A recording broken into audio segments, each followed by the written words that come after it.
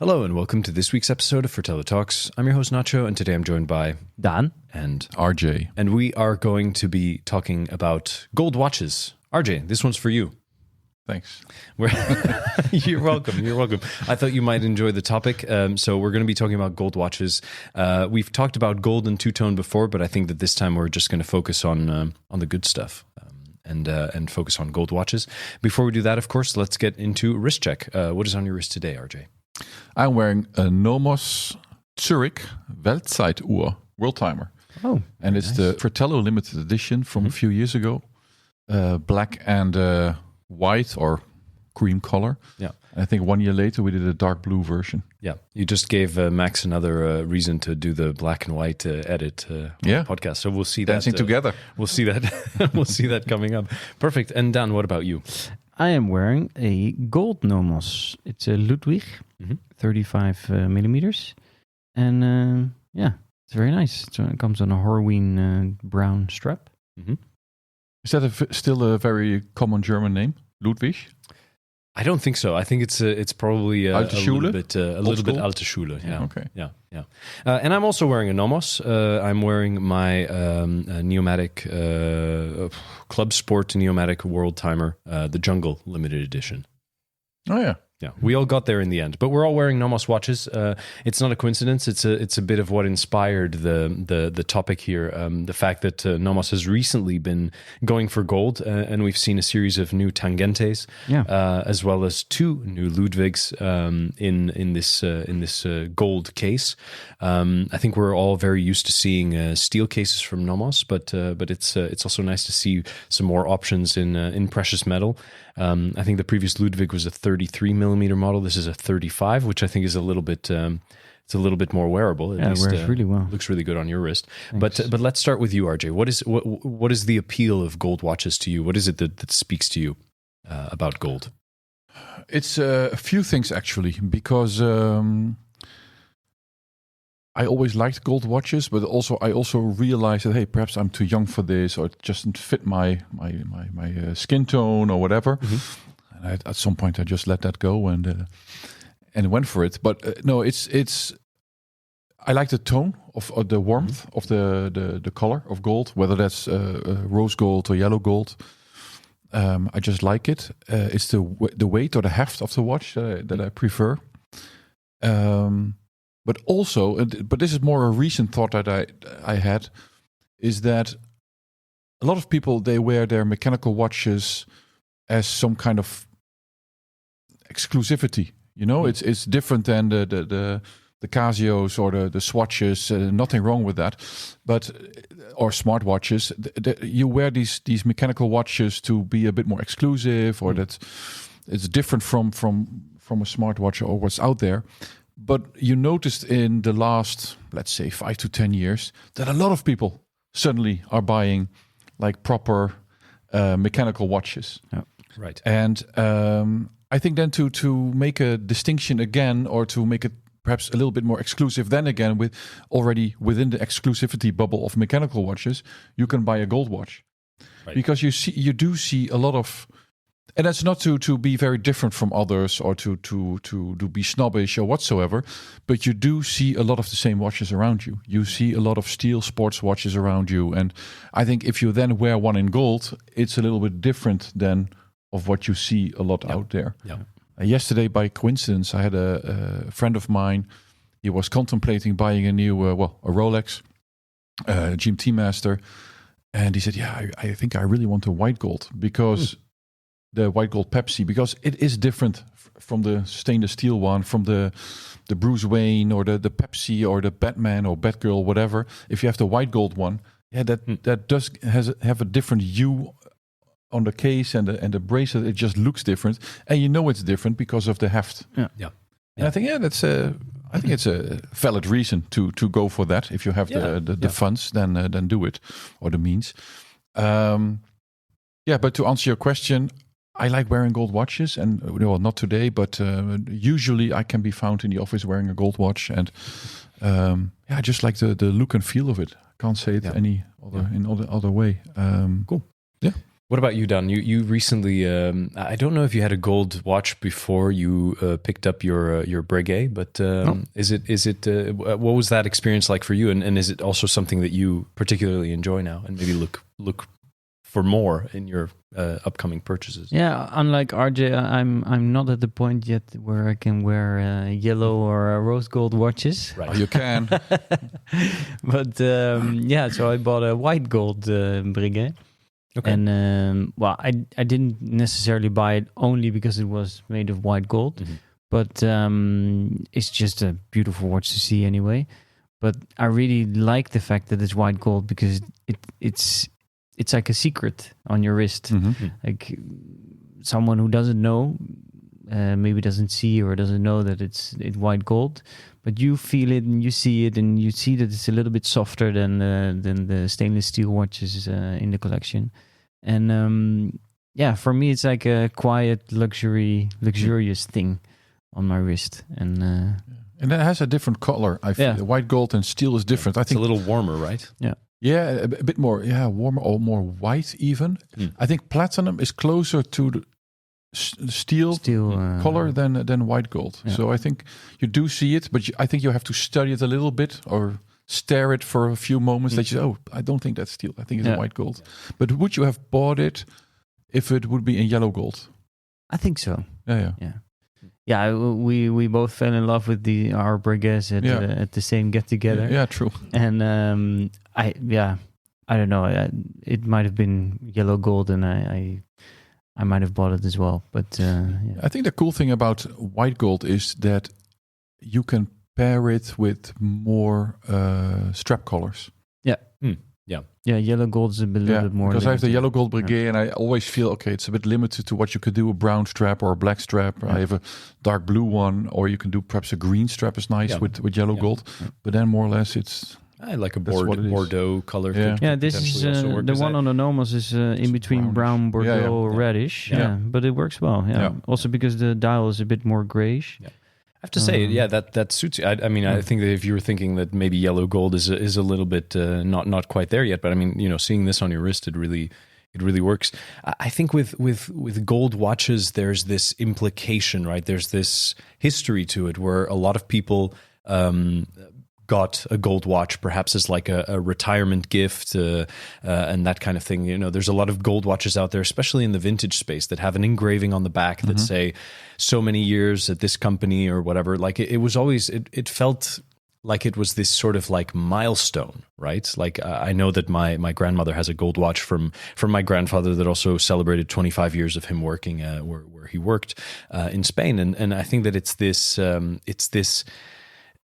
it becomes a bit of a milestone, right? Yeah. And there's this like extra significance to it, which is funny because if you break it down to just the gold itself, it feels a bit arbitrary. Like gold is just a metal that occurs in nature. Like people certainly went crazy for it in a long time ago in North America, where people were panning for gold and Gold rush. prospecting the gold rush, right? Yeah. I mean, that's like a big implication. But when you look at the historical context of gold and the way that it's been used, it's always been treated as this very special substance that's it's for kings and for you see churches decorated in it. It's this very I feel that it's always to our human brain been this thing that has intrinsic value to it, right? Because in the end it's just a metal, but we do assign it this monetary value, and we even look at we see the price of gold going up and down. It's like an index for value. So I think in a way using it for watches in addition to like jewelry, because what else is it really used for other than maybe like in Electronics, I think. microchips and electronics, right? I think that really with watches, it becomes this, there is that extra weight and there is that extra significance, and that there is like an added value to it, right? Like we see that because gold as a metal is a lot more valuable than steel, the price of gold watches tends to be a lot higher, and we've even discussed it on the podcast that finding gold watches today under 10,000 euros is you're not exactly spoiled for choice, right? When talking new watches, it's becoming very difficult, tricky yeah. to get to find a gold watch under 10K. Before I jump into that, it's also when I first started with watches. Yes, I'm old, so late 90s. I met our watchmaker that we all share. Shout out. And he was always and still wears gold watches. Yeah, true. Because he told me once, he said because it has like a base value. So if everything goes to shit, you still have the gold value of the watch, and that's then your trade value. Right.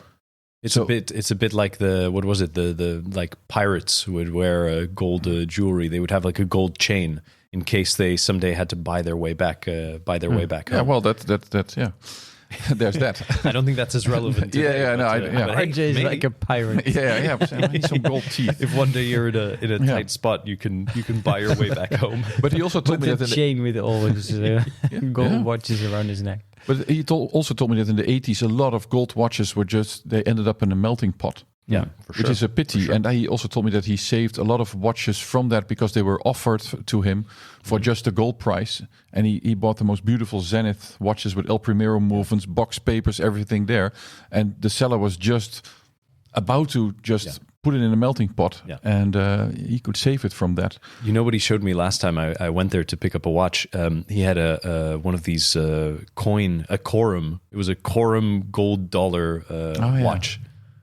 He's like, check this out. I'm like, oh, nice. I'm like, is it a customer's? He's like, no, this is mine. I'm like, nice. Yeah. But it's basically just, gold case and then like a golden coin as the dial. We'll put a picture of that up there. It's that was an interesting watch. But it's true that he is very fascinated with gold. Yeah, because I think before he became a watchmaker, he was a goldsmith. Right. So he knows his stuff with gold. But today's gold price, to come back to the pricing of watches and in gold price is 115,000 euros per kilogram of fine gold, which is 99.9% gold.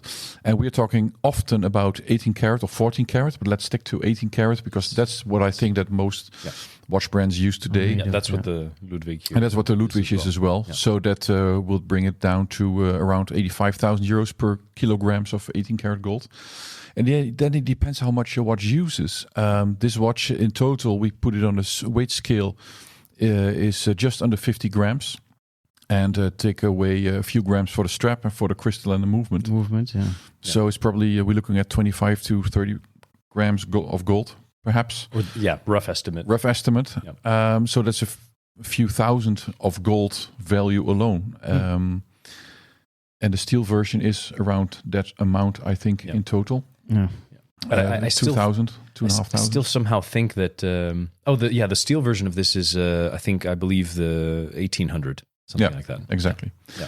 And NOMOS offers the gold watch. It's one of the few brands. I could not find any other brand that offers gold watches under 10,000. There are a couple, I believe, from Tissot.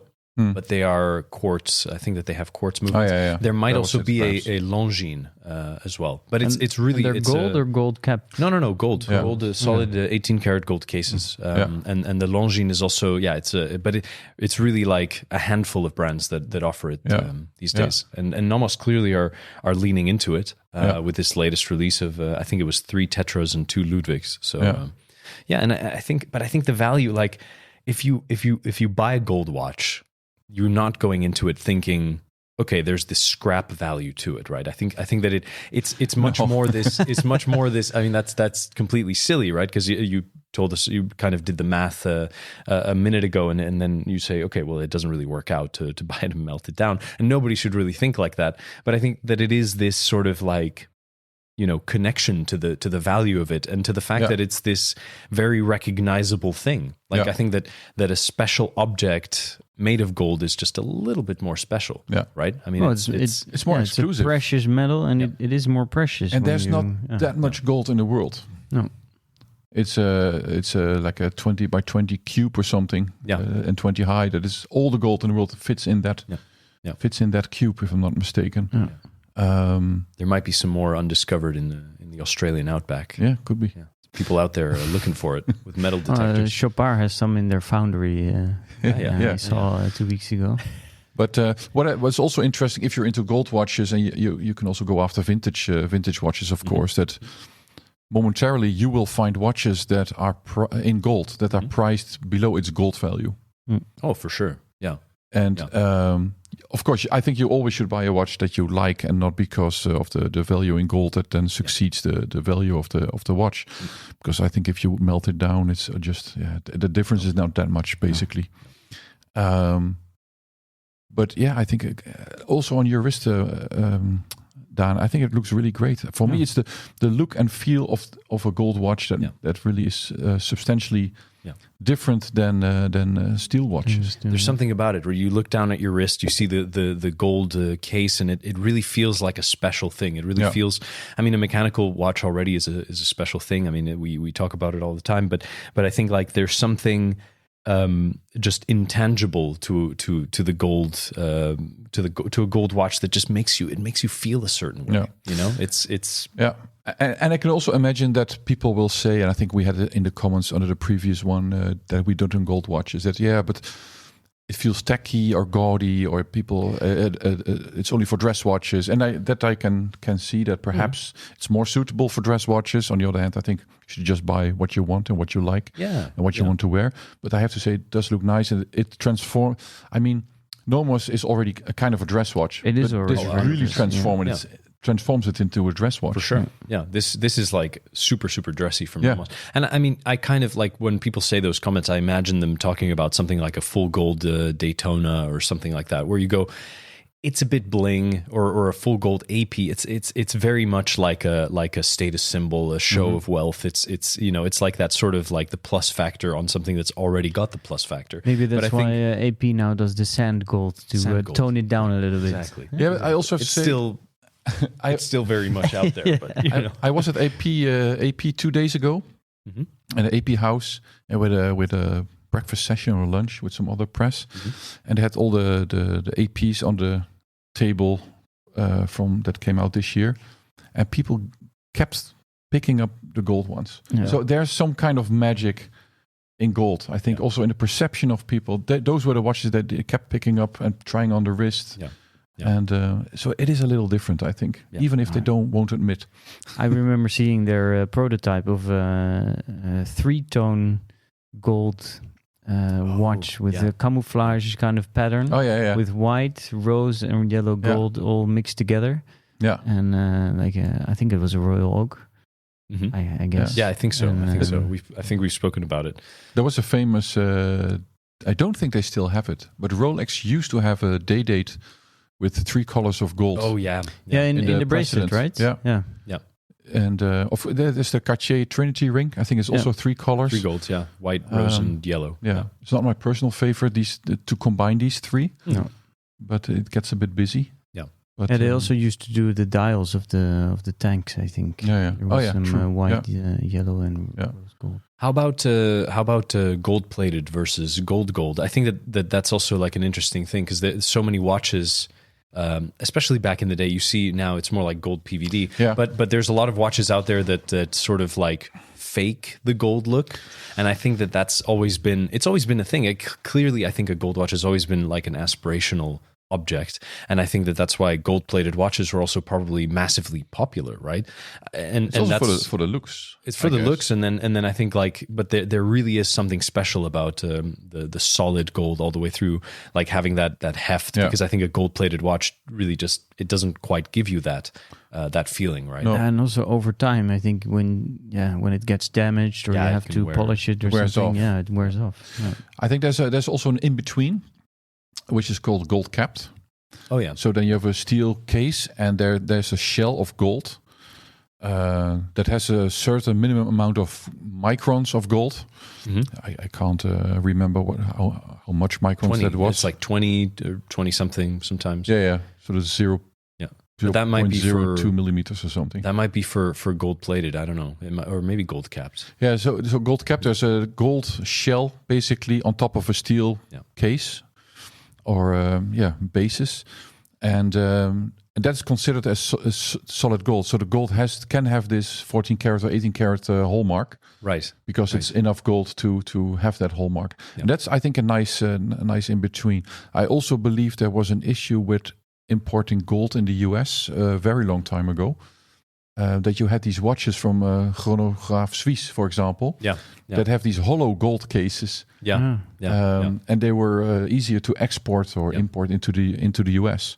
Yeah, and it also kept them a little bit more affordable. Like the lugs were hollow, and in the case of mine, more dense. If you take they can dent and they can bend. In the case of mine, if you take the case back off, the case back is really thin. You feel it. It has a couple little dents in there, and then inside there's like a secondary case back. That's like a steel shell or a base metal shell or something like that, which keeps it like that. You see that the movement is in there, and it's also surrounded by like a base metal ring that kind of maintains the case structure. Because obviously gold is also softer.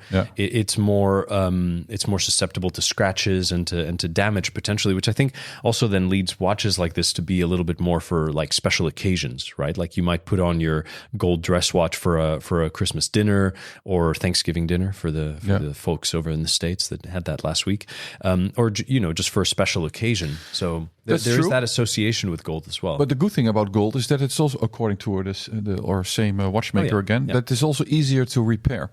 Oh, okay. So you can, of course, softer, so polishing is easy, but also if it has dents or whatever, it's easier to just put some gold on there and to reshape the case a bit. I was going to ask, are you more careful with your gold watches? But I guess... Yeah, well, I am. So for example, I wear my gold Speedmaster a lot. I saw it on my wrist track app this morning that it's got most wear so far this year. So I wear it a lot, and of course it has scratches from the desk or whatever. But I try to be careful with it, not hit anything and so on. So I try to be careful with it, but also want to wear it. Yeah. And that's always a bit. You want to keep it as precious as it is. But on the other hand, I also like it that you can see that I wear the watch, that the watch is being worn and used, and I think that's what a watch is for. So for me, no gold safe queens. I also wear my Breguet, and I'm a bit more careful with that one than with my Speedmaster or with the day date, because I think they are a bit more robust. Anyway. Yeah, also because of water resistance and and that. So I think the day date and I also have a gold Globemaster and then the Speedmaster. I think they are more suitable for everyday wear than the Breguet sports watches, right? Or more like sports watches. Yeah. And What was your first gold watch, RJ? It was a Seamaster de Ville from 1960 something, and I bought it in 2003 or 2004 for €750. I remember it was a solid gold. I think 14 karat. I think it was 14 karat. So a bit of a dress watch with a plexi crystal. Cool. And Seamaster de Ville. And nice. Yeah, and then at some point I sold it, unfortunately, but I did. And then I think I had some gold capped constellations, and I have a gold steel, but that's gold steel, so that doesn't count. So full gold was then the Seamaster de Ville, and in 2014 I bought my first gold Speedmaster Professional. Right. And which was that? Was that one of the... That was from 1980, and it was a watch to commemorate the fact that Omega Speedmaster was chosen again to be part of the Space Shuttle program. And I think there were only 300 of them in yellow gold and about 20 in white gold. Was that with a black dial or gold dial? Gold dial as well. Gold dial. Okay, black indexes bezel. And a black bezel. Okay, cool. Yeah. Oh, nice. That's a nice one. And your first gold watch down, we said, was the Breguet, right? It's the Breguet. Cool. Yeah. Cool. Mine was I think a Bentima Star. Which it was not very expensive. It was just a very small 34 millimeter hand winding dress watch. But not long after that, that was sort of like in the early collecting days where you're like trying to check off boxes and trying to experience as much as you can.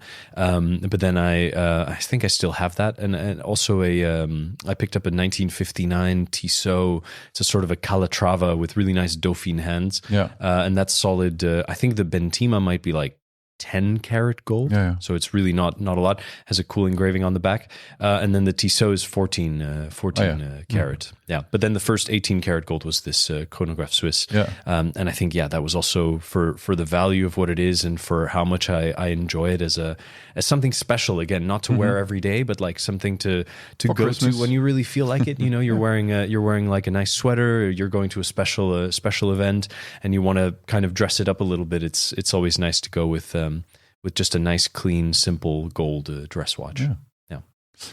I was thinking, as the Germans say, the NOMOS you have there, Ludwig, I think it would look absolutely stunning with a gold bracelet.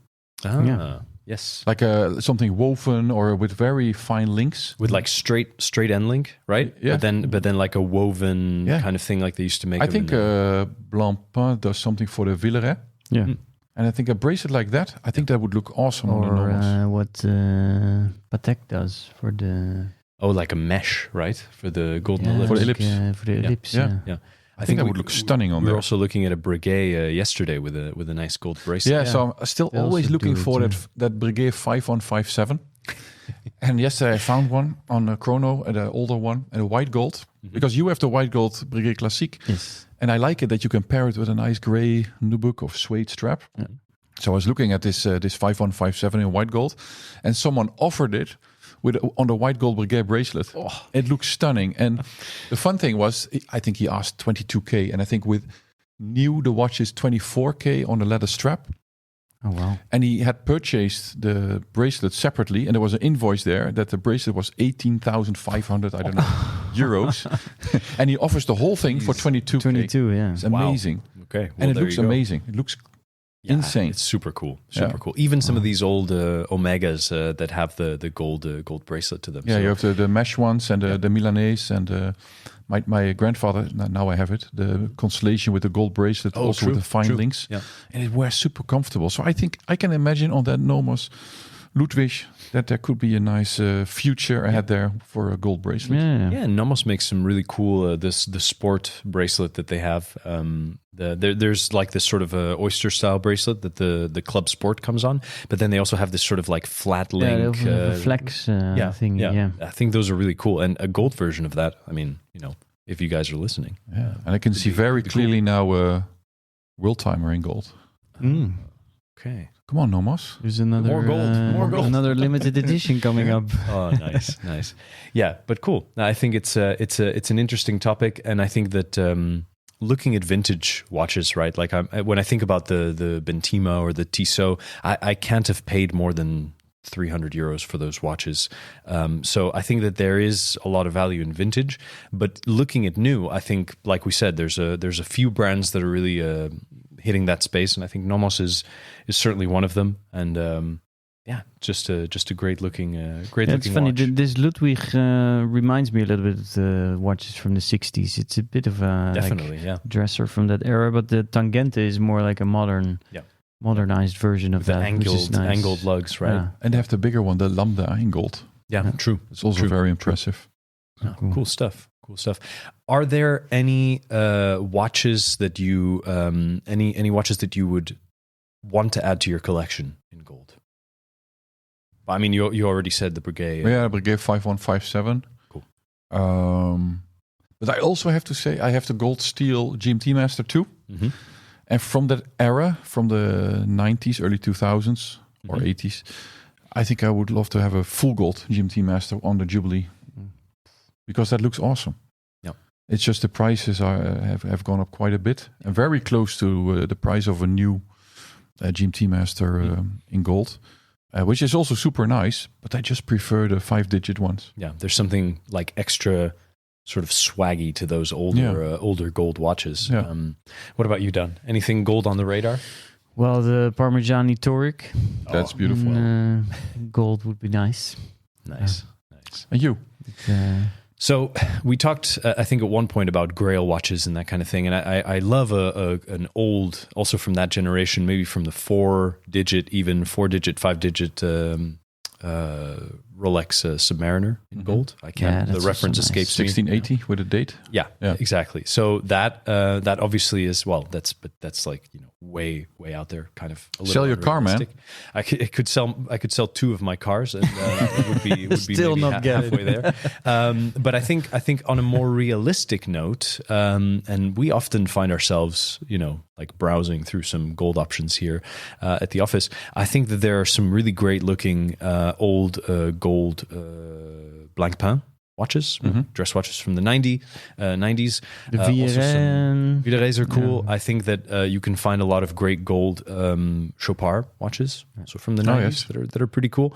But I think more realistically, or more, what I would kind of aim for a little more would be something in the reverso, like an old gold reverso. Sometimes you can really get a nice bargain there. So but yeah, I think these NOMOS are also becoming a little tempting. Do you think that gold fits NOMOS as a brand? I think so. I mean, when you look at it, it just makes sense, right? I agree. I was it's just wondering. It's not the usual thing, but I think like when you see one, it just makes sense. It works. The something with the Roman numerals and that sort of like classic silver dial that it just looks good. Right? Yeah, they often already do gold hands, I think. Yeah. But now with the gold case, it looks really nice. Full picture, and the buckle is gold as well. Yeah. It comes full circle because I remember when we had the 33 millimeter version of the Ludwig a few years ago. We had that in, and I put it on, and I thought, this is really nice. It's just a little bit too small for my wrist. And then now seeing this come in 35, 35 is just spot on for like a dressy watch like this. It's and what I also really like about this one you have there, and I have the same on my day date, for example, is a gold case back. Oh yeah, there's nothing in there, and I think it leaves. It's nice to look at anyway, but it also leaves room for engraving or if you have that special occasion and it's something to commemorate. A wedding or a work anniversary or something like that, then also adds to the heft, I guess. Perfect for it, rather than sapphire crystal. Because I do believe that they also have them with a sapphire crystal. Yes, that you can look at the movement. Yeah, but the one you have here is with a gold case back. Yeah, I think I prefer that, to be honest. Yeah, same here. Yeah, especially because the movement is nice, but not. It's a DUW 4001 or 4002, I believe, in there. A little hand winding. Great movement, caliber. but I prefer this. Yeah, exactly. Cool. Well, thanks for the discussion on gold watches, guys. I'd be interested to see what the audience has to say about the topic of gold watches in the comments. But of course, let's go to last week for another commands. The commands, which comes from James Alexander 14. I believe he's already been featured on our comments list, and he says, "RJ, love your shoes. Thanks." So were these? I think it was these shoes that were on the last podcast as well. I kept them on all day and night. You got to give them the reference. What is it? If the audience is interested, it's a Santoni double monk strap. Yeah, monk strap, and I don't know the reference, but you have them in this color and in black. I feel we'll put it in the show notes. Yeah, put it in the show notes. Put it up there. But it's a Santoni. Cool. Yep. Okay. Well, people know where to find them. Nice. Well, thanks a lot, guys. As always, let us know your thoughts on gold watches in the comments below, and let us know what you think about these new the new NOMOS gold collection. And as always, tune in next week for another episode of Fratello Talks. See you then.